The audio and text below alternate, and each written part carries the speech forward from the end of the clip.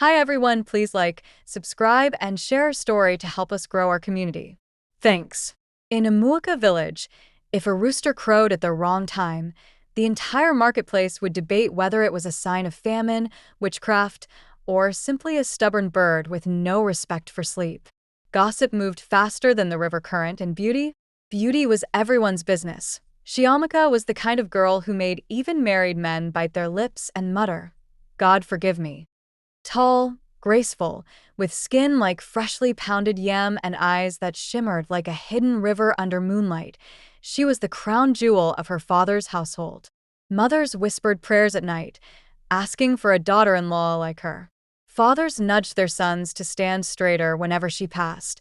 But in Amuaka, beauty was not just admired, it was a bargaining chip. And for Shiamaka, it became a burden. Every week, young men arrived at her father's compound, armed with cola nuts, bottles of palm wine, and promises of yam barns. Some came with goats tied by the neck, others with chickens clucking in baskets. Her father, Okonkwo, a proud man with a booming voice, would sit outside polishing his walking stick, pretending to be uninterested, while his eyes shone with calculations. Yet, Shiamaka's heart had already betrayed tradition. It beat not for a man with barns of yam or titles on his name, but for Obinna, the carpenter's son. Obinna was no prince.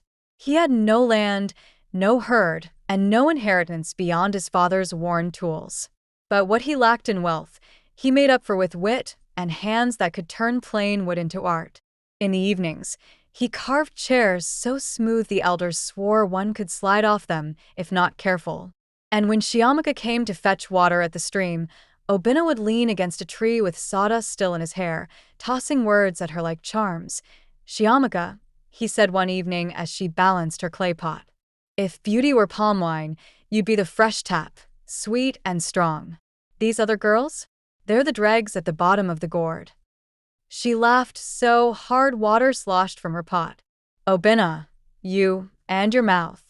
Must you disgrace me in front of these fishes?" But laughter aside, their love was dangerous.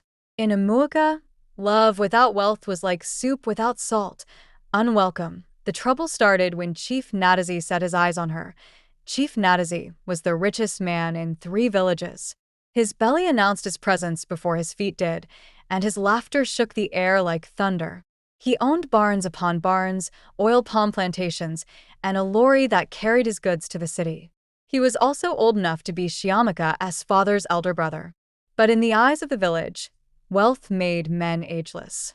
One hot afternoon, Chief Nadazi arrived at Okonkwo's compound, carried on the pride of his wealth.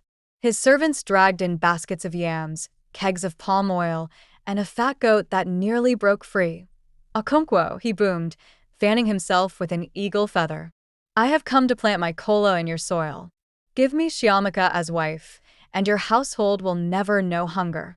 Okonkwo's eyes widened, not with shock, but with joy.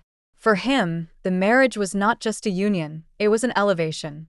To have his daughter married into Chief Nadazi's house was to have his name sung at every village gathering. Shiamaka, however, felt her chest tighten. That night, she whispered to her mother, tears soaking her wrapper, "Mama, how can I marry a man who could be my father? My heart does not beat for him." Her mother, Ngozi, sighed. "My child, in this village, a woman's heart is not the compass. Wealth is.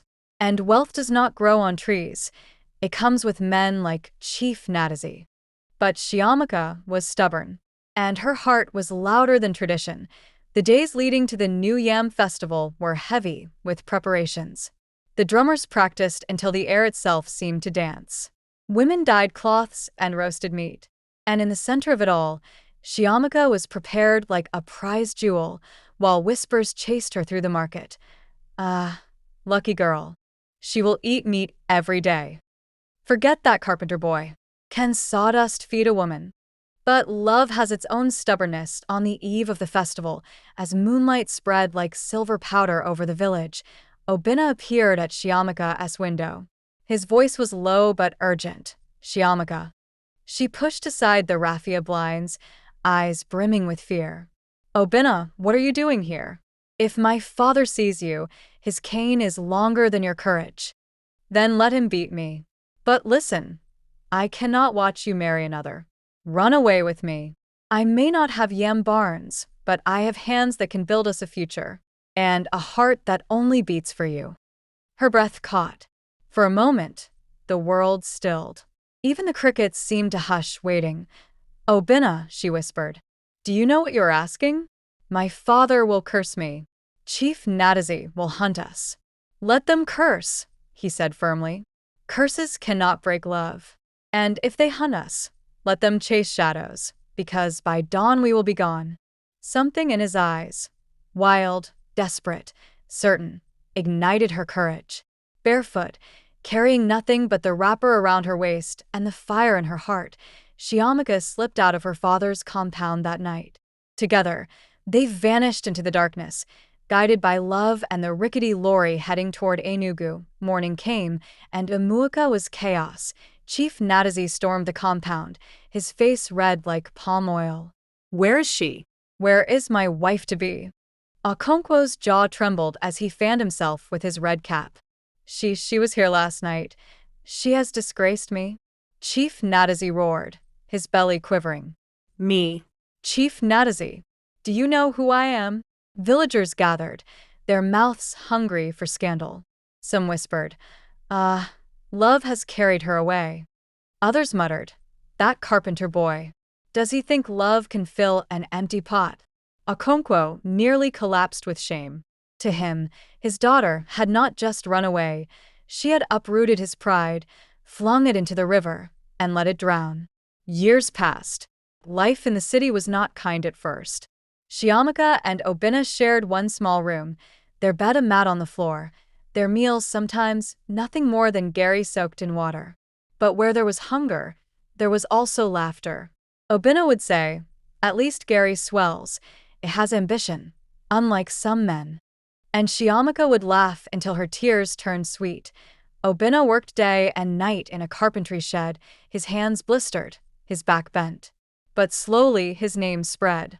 His chairs found their way into wealthy homes. His tables became the pride of city offices. And soon, the boy with nothing but sawdust in his pocket became a man with a thriving business. When they returned to Amuaka years later, it was in a big truck carrying polished furniture, shining like gold. Their children ran ahead, their laughter chasing the wind. The same elders who once mocked Obinna now stroked their beards and said, "We always knew that boy had sense. He was just testing us." Even Okonkwo, though pride still battled shame in his chest, welcomed them. For in the end, what father does not soften at the sight of grandchildren calling him Naiki? As for Chief Natazi, he had since married a bride young enough to mistake his sons for her uncles. The villagers laughed quietly, saying, "That man will not retire from disgrace." And Kiamaka? She would sit by the fire at night, her children curled against her, and tell them the story. "My children, when I was your age, I was promised to a man with barns of yam. But I chose your father, a man with nothing but love and sawdust. If I had married Chief Natazi, maybe I'd be sitting on piles of money, but I would never have sat on joy. And joy, my children, is the richest bride price of all."